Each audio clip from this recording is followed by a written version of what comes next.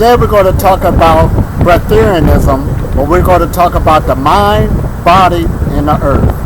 The power of it. Where are we going to get our power from? Now, for number one, you got to keep in mind that the body is an extension of the brain. Through our brain, we have neurons to go all through our bodies to send signals for what we want to do. However, the brain has a demand. It at least needs 20% of all the energy in the body in order to function right. So therefore, it requires this energy. So this is why you eat food in order to what? Give the brain its energy, give it its due. So when you go on the Breatharian path and you leave food alone, the brain still requires its 20%. So this is why you have to do other things in order to get this energy to compensate the brain. Now you learn about meditation, getting this cosmic energy into the body, removing the thoughts. Yes, that does help out. Meditation is the core of Breatharianism. But hold up now, this might not be enough energy for the brain. The brain requires 20%. So the next thing, you got to go into the body and find out where is this energy stored out in the body that I can use that can compensate the brain so it can work. And it deals with your sexual energy. Yes, sexual energy is the most powerful energy that we have access to in the body, and this must be utilized to feed the brain. And when you're dealing with sexual energy, everybody deals with it. This is how we got here. And you're either going to have what? Sexual diarrhea, and those people who's real sexually active and spending their energy everywhere. That's one extreme. But the other extreme is sexual constipation, where all of that sexual energy is trapped into the body, not being used, and it still causes a sickness that takes place within the body and the mind. You need to find this balance to get this energy to moving, to go upwards in order to feed the brain so that you can what?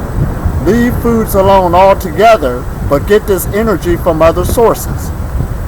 So this energy is going to come from the cosmic energies through your meditations as it comes down, but also you're going to deal with the upward energy, the earth energy, coming up through the hips. This is where our sexual energy is lodged at. So loose hips, anybody who's a professional in yoga, Tai Chi, energy work, know that the hips is very important for our health. Getting this energy moving, getting this energy to fall upwards really helps the brain, the body, and our health. When it gets trapped, it causes mental problems, emotional problems, physical problems. Or not only is trapped, when you're dissipating it too much, it causes health problems also. So you need this balance. This is why sexual cultivation is the core of health. Now, you're dealing with three forces. You're dealing with gravity, you're dealing with entropy, and you're dealing with energy. Now, energy isn't everything, whether if it's invisible or visible. And just because you can't see it does not mean it don't exist. It's just like microwaves, gamma rays. We can't physically see them with the eyes, but we know they exist because we're harnessing, we're using them. So it's the same way with the energies we're dealing with within our body.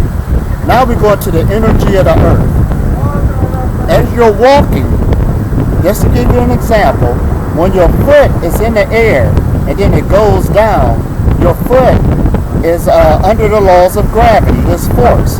So it's going downwards.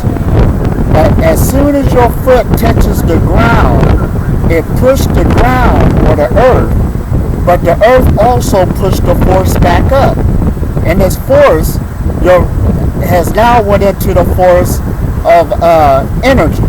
This energy is vibrating up the foot, up the leg, into the hips, and it's also going into the force of entropy. Entropy just means things fall apart. But you have the power to put things back together, so you're building something. But this energy usually gets lodged in the hips, and this is what we call our sexual energy.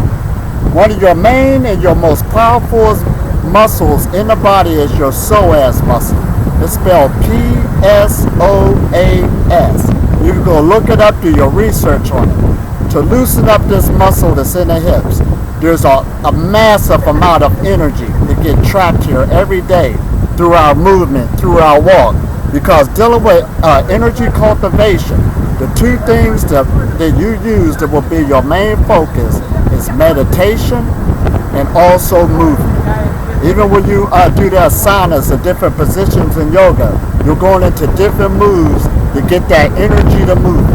You need this energy to move every day, all throughout the day, to come upwards, to compensate, to keep the brain alive, to be a breatharian. This is what it's about. The more fluid you are, the more the energy can run up and down the body, the more you will be healthy, and the more you can lay foods down and not eat foods at all. Do you understand? It's all about energy. It's all about how you move it. Now, just because you have energy, it is someplace, if you don't have access to it, know how to use it, know how to make it move, it's not going to do you no good. So this is why this is called the great work every day, dealing with your aura.